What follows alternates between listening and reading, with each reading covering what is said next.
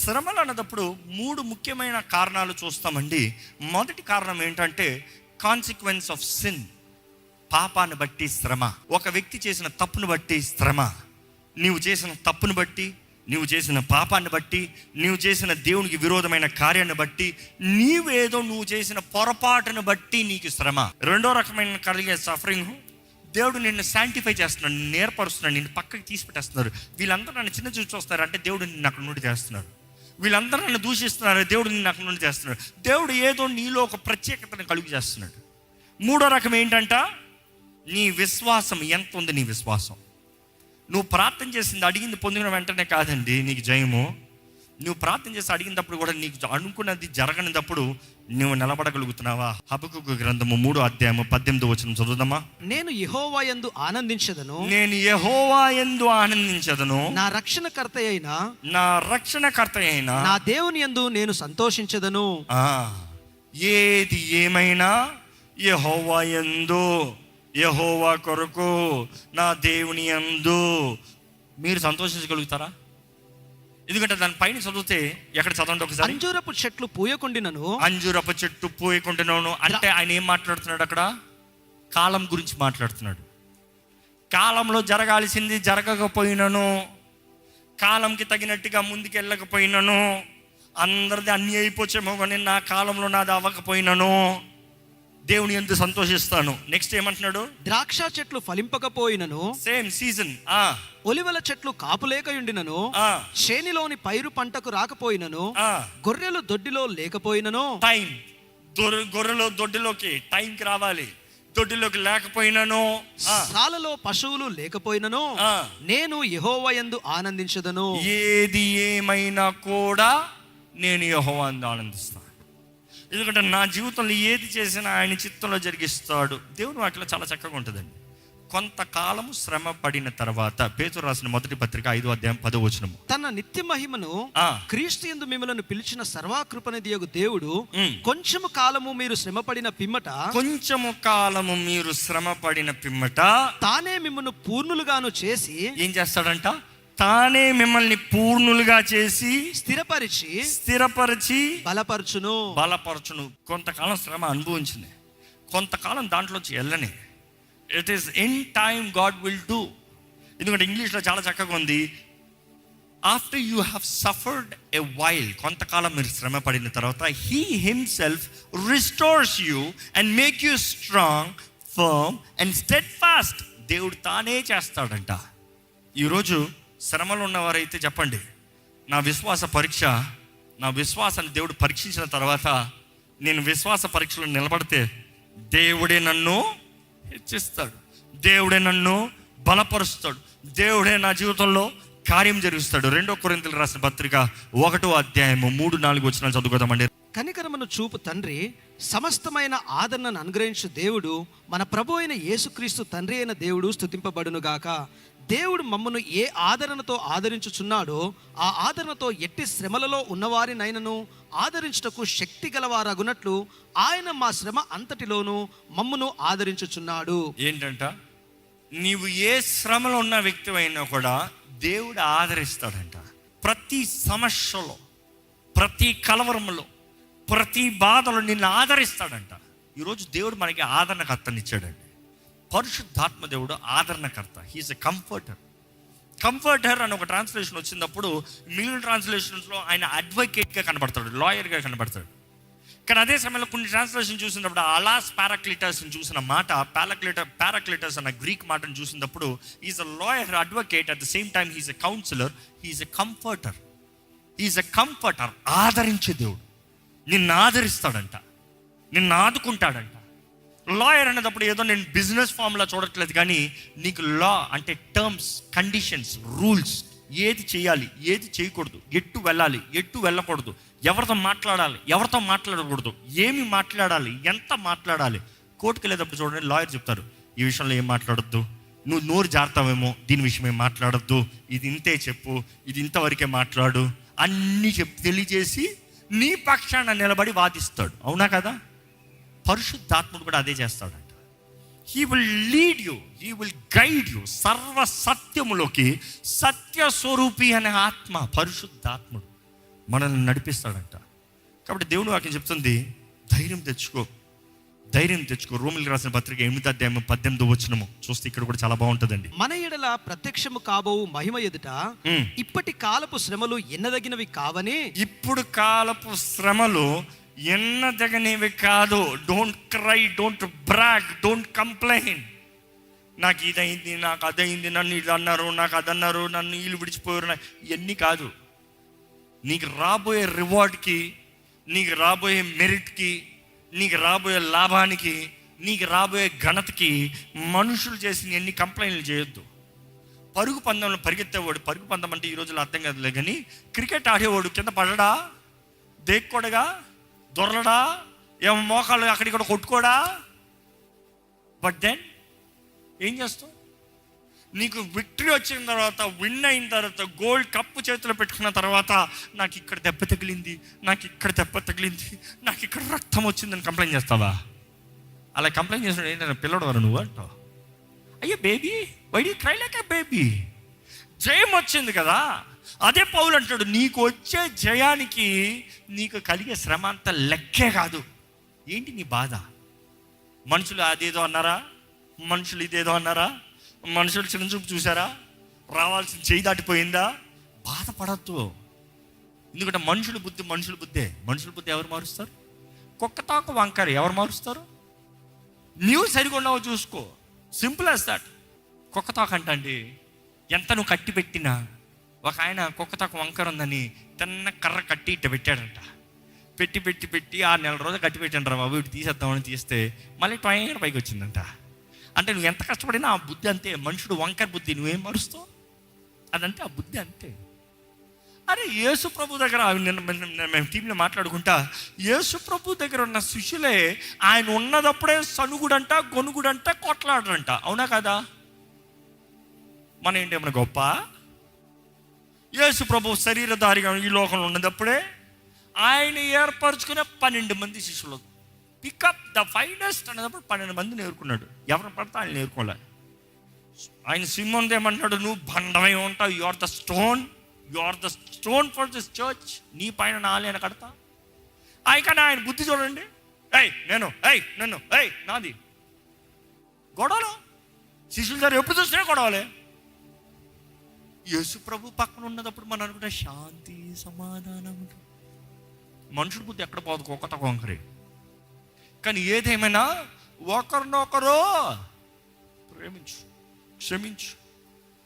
యోహాను ఆంద్రే చూసినప్పుడు, యోహాను ఆండ్రూ చూసినప్పుడు మనం ఎలాంటి క్యారెక్టర్లు చూస్తాం అక్కడ?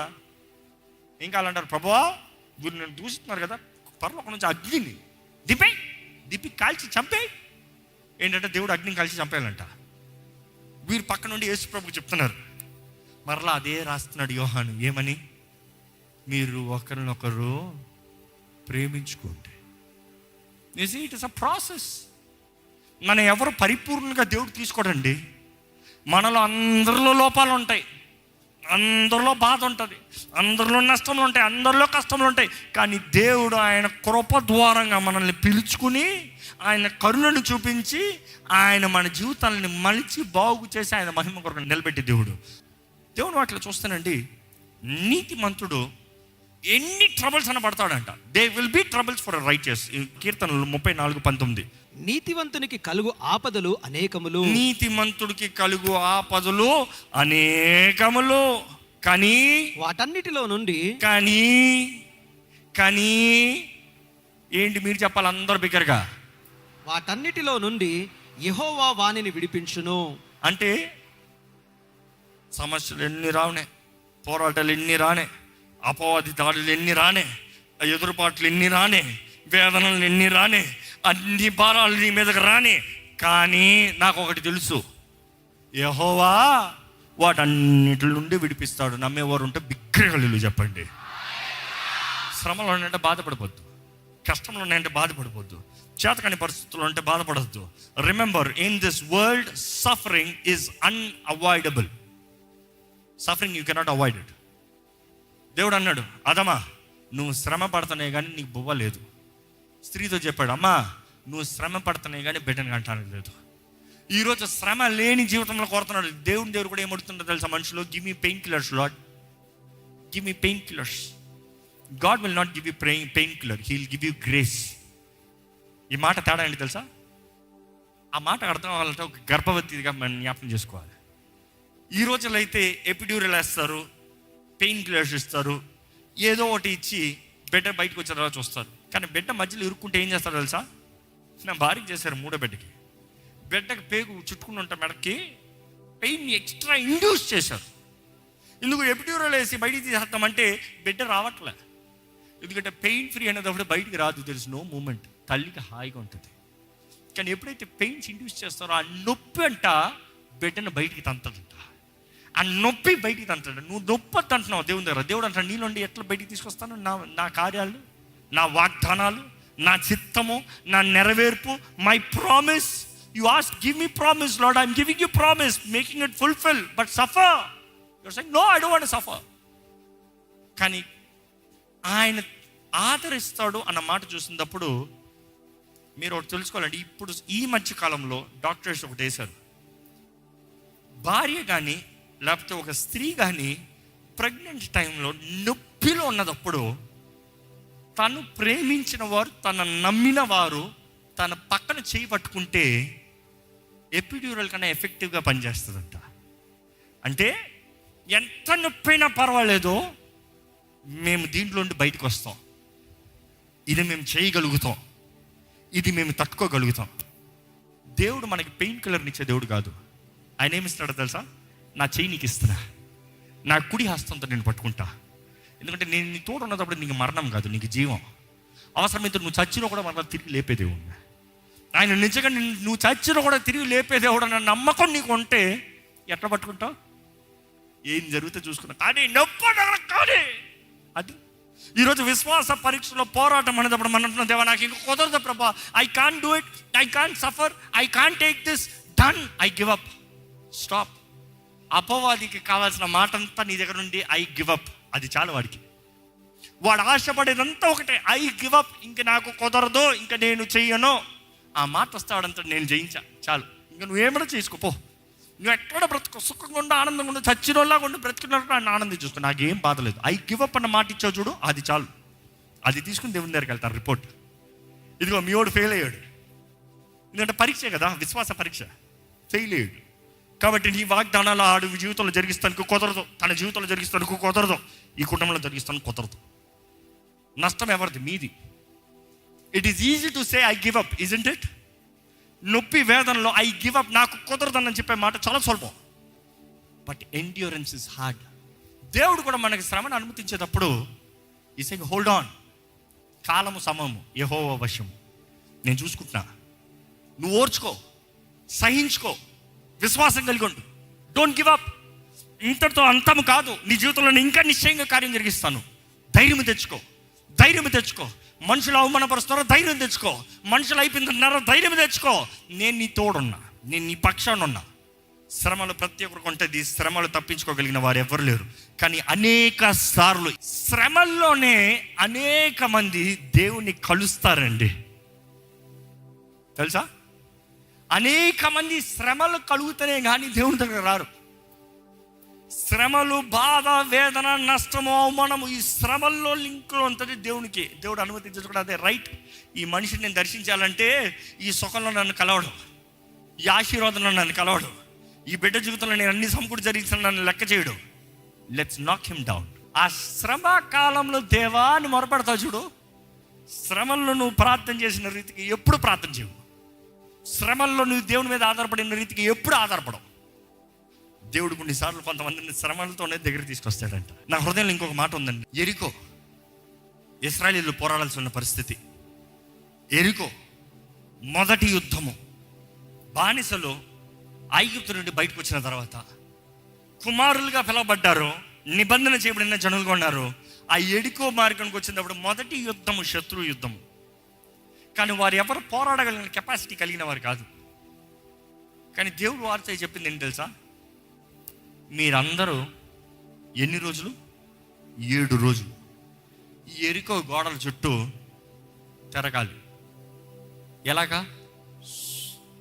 సైలెంట్, డోంట్ అటర్ వర్డ్, మౌనంగా. కానీ మీ అంతటా మీరు వెళ్తానికి కుదరదు. మీ మధ్య ఏముండాలి తెలుసా? బైబిల్ ఇంటికి వెళ్ళి చదివి చూడండి. మందసపు పెట్టుండాలి. మందసపు పెట్టుండాలి. మందసపు పెట్టి యాజకులు మోసుకుని వెళ్తారు. ఇశ్రాయేలు ప్రజలందరూ యాజకులు వెనకాల సైలెంట్గా రావాలి. 10 మంది సైలెంట్గా వెళ్తాం కుదురుతుందా? కానీ ఇశ్రాయేలు అందరూ ఒక్క మాట మాట్లాడకుండా సైలెంట్గా వెళ్ళాలంటే ఎరుకో గోడ మనం అనుకున్నట్టు మన కాంపౌండ్ వాళ్ళు కాదు. అది ఎంతో విశాలమైనది, ఘనమైంది. ఎక్కువ దాని గురించి చెప్తాను, టైం లేదు. కానీ ఆ గోడ చుట్టూ 6 రోజులు సైలెంట్. 7వ రోజు కూడా సైలెంట్కి తిరిగి వచ్చారు. 7 సార్లు తిరిగారు. దాని తర్వాత నిలబడ్డారు. మనందరికీ ఎరుకో గోడ గురించి బాగా తెలుసు. వారు కేకలు వేస్తే గోడ కూలిపోయింది. నిజంగానా? If you think that is where the power is, no, that is not the power. I tell you what is the power. వారు వెళ్ళినప్పుడు మందసపు ఉంది. మందసపు పెట్టి పైన దేవుని సన్నిధి ఉంది. ఆ మందసపు పెట్టి పైన దేవుని సన్నిధి ఉంటే అక్కడ దేవుని మీద కూర్చుంటాడంట. దేవుడు ఏముందంటున్నాడు అక్కడ? కరుణాపీఠం. కరుణ. ఇంకా మాట చెప్పాలంటే దేవుడు అంటాడు, ఈ ఎరుకో ఎప్పటికీ నువ్వు పోరాడి జయించలేవు. ఎరుకో నువ్వు పోరాడాలంటే నా కరుణ నీకు కావాలి. కాబట్టి నువ్వు ఎరుకో చుట్టూ తిరుగుతావు. ఎలా తెలుసా? మౌనంగా, దేవా నాకు అవదయ్యా, నేను నోరు తెరుస్తా అవదయ్యా, నేను కర్రెత్తుతా అవదయ్యా, నీ కత్తెత్తుతా అవదయ్యా, నీ కరుణను వేడుకుంటావు, నువ్వు మా తోడుంటే అవుతుందయ్యా, ఎందుకంటే నువ్వు కార్యం జరిగిస్తావు. 6 రోజులు 7 రోజులు 7 సార్లు తిరగాల్సిన లెక్క నీది. ఏంటంటే నువ్వు విశ్వాసంతో నడుస్తున్నావా, చెప్పినట్టు చేయగలుగుతున్నావా? ఒక్క రోజులోనే దేవుడు తిప్పి చేయించలేడా? లేకపోతే ఒక్క రౌండ్లోనే దేవుడు తిప్పి చేయించలేడా? దేవుడు చేయిస్తాడు. కానీ దేవుడు పరీక్షించేది మనల్ని. నీ విశ్వాస పరీక్ష. నీకు విశ్వాసం ఉందా? నిలబడతావా? వెళ్తావా? నిలబడతావా? సనుగుతావా? విశ్వాసంతో స్తుత్యా. 6 రోజులు తిరిగిన తర్వాత ఒకసారి, 7వ రోజున 7 సార్లు తిరిగిన తర్వాత అప్పుడు దేవుడు అంటాడు, ఇదిగో మీకు నేను చేయబోయే కార్యము చేసినట్టుగా మీరు స్తుతించండి. What is it? ఇంకా నీ కళ్ళు ముందు పడలే, నీకు జయం ఇంకా రాలే.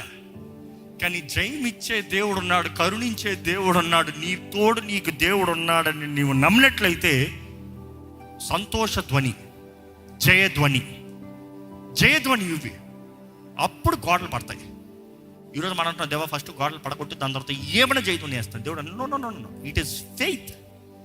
Your faith prove action result. ఈరోజు మన జీవితంలో బాధలో వేదనలు ఉన్నామేమో, ఆయన కరుణాపీఠం.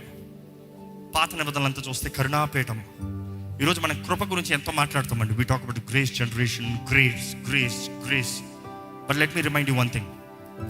Till the time you know what is mercy, you can never understand what is true grace. Because we talk about grace, because grace is nothing but receiving what you don't deserve. నీకు తగనిది నీవు పొందుకుంటామో కృప. నీకు తగని రక్షణ నువ్వు పొందుకుంటావు, నీకు తగని పరలోక రాజ్యం నువ్వు పొందుకుంటావు. కానీ ఫస్ట్ కరుణ గురించి మాట్లాడతాం. ఎందుకంటే పాత నిబంధనలంతా దేవుడు అంటాడు నీ కరుణ కరుణ కరుణ కరుణ. ఈరోజు కృప కనికరము కలిగిన దేవుడు అంటే కరుణ చూపించే దేవుడు. ఆ కరుణ అన్న మాటకు అర్థమైంది తెలుసా? నీకు రావాల్సిన శిక్ష నీ మీద అవ్వకుండా, నీకు రావాల్సిన దెబ్బ నీ మీద పడకుండా, నీకు రావాల్సిన మరణము నీకు అవ్వకుండా నిన్ను కరుణిస్తున్నా. అది ఈరోజు నీకు తగనిది నీకు ఇచ్చి, నీకు రావాల్సింది నీకు ఇస్తే నువ్వు బ్రతుకుంటావు, నీకు అనుభవించుకుంటానికి అనుకుంటామండి. నీకు 10 లక్షలు నీకు తగదు. ఎవరో వచ్చి 10 లక్షలు ఇచ్చారు, కానీ ఇచ్చినోడే నిన్ను చంపాడు. ఏమైనా ప్రయోజనమా? కరుణ లేకపోతే కృప ఏం చేసుకుంటా? ఎందుకంటే కరుణించే దేవుడు లేకుండా మనం బ్రతకలేము. దేవా నేను తగని వ్యక్తిని, నా పాపముల నిమిత్తమై నేను చావాల్సిన దేవుణ్ణి, కానీ నీ కరుణని నాకు చూపించి నీ ప్రియకుమారుడిని నా స్థానంలో బలిగా ఇచ్చి, ఆ బలి, ఆ అర్పణ కృప అండి. క్రీస్తు నాకు తగని బలి, మై సబ్స్టిట్యూట్, గొర్రెపిల్లగా వధించబడిన గొర్రెపిల్ల కృప. ఈరోజు జ్ఞాపకం చేసుకోవాలి, God is a merciful God.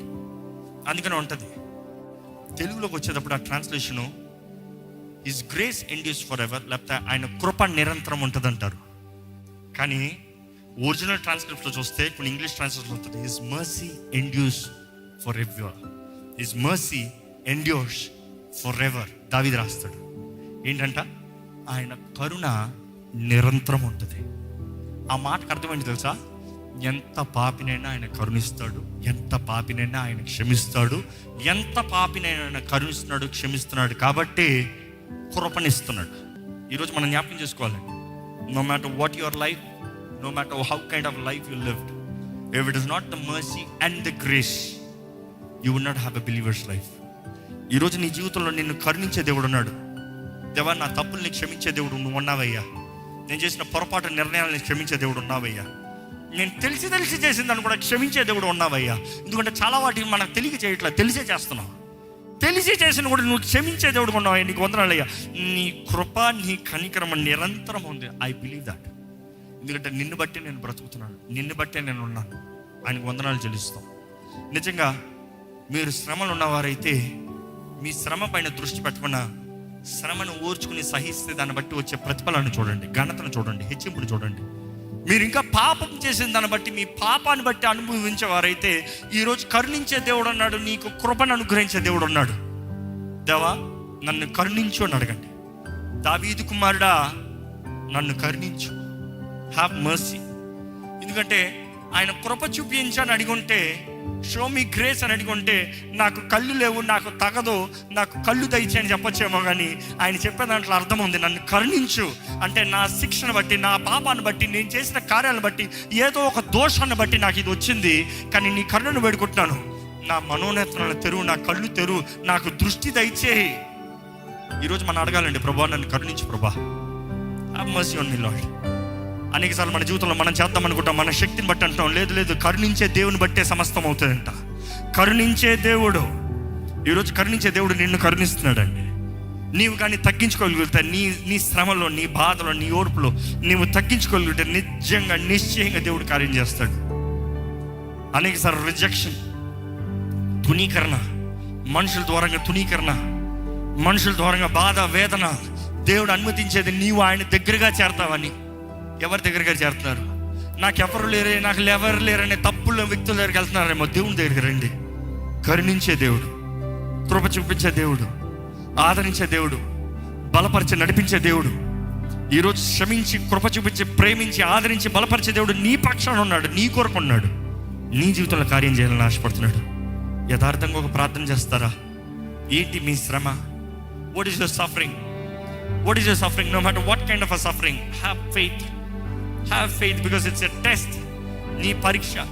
నీవు దేవుని యందు ఆశ్రయిస్తున్నావు, దేవుని మీద ఆధారపడుతున్నావా, దేవుని నమ్ముతున్నావా, దేవుని పాదాలు పట్టుకుంటున్నావా, దేవుని కొరకు జీవిస్తావా?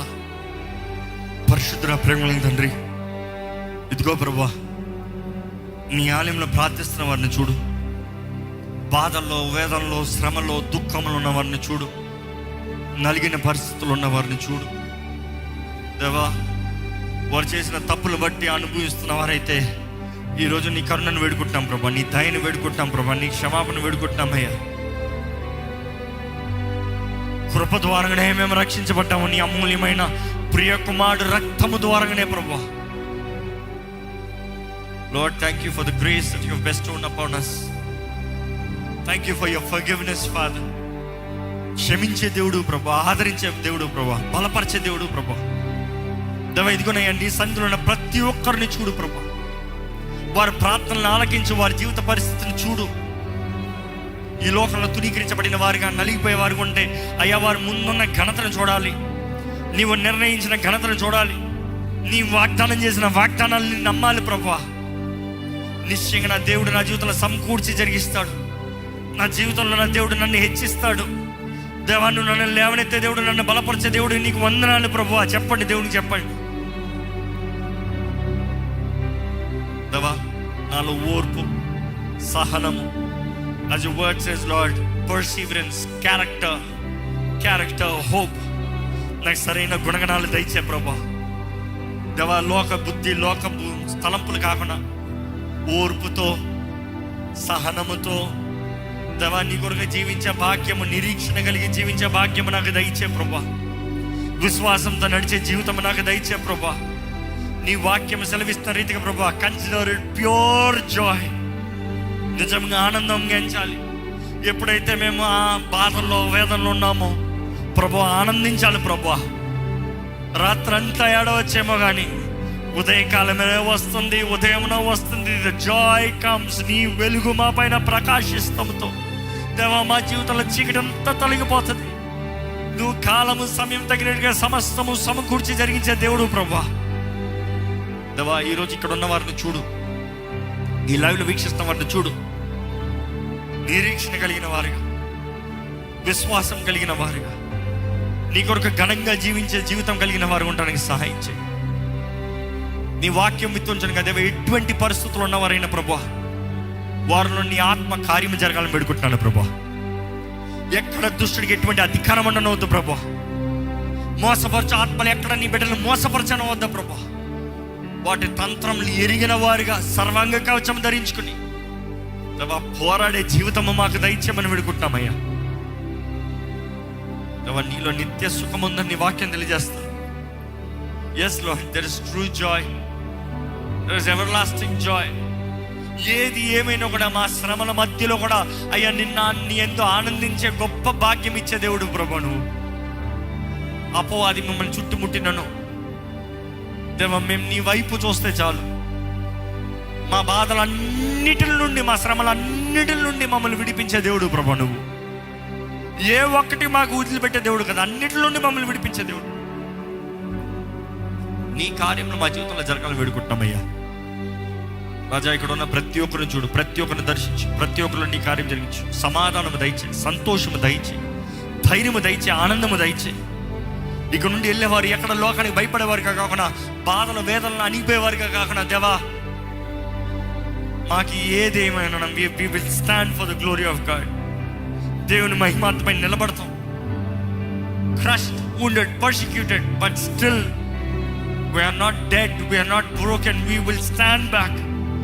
ఎందుకంటే మాకు శక్తినిచ్చే దేవుడు ఉన్నావయ్యా, మమ్మల్ని బలపరిచే దేవుడు నువ్వు ఉన్నావయ్యా, ఆదరణకర్తగా నీ ఆత్మని మా తోడించే దేవుడు నువ్వు ఉన్నావయ్యా. నీకు వందనాలయ్యా.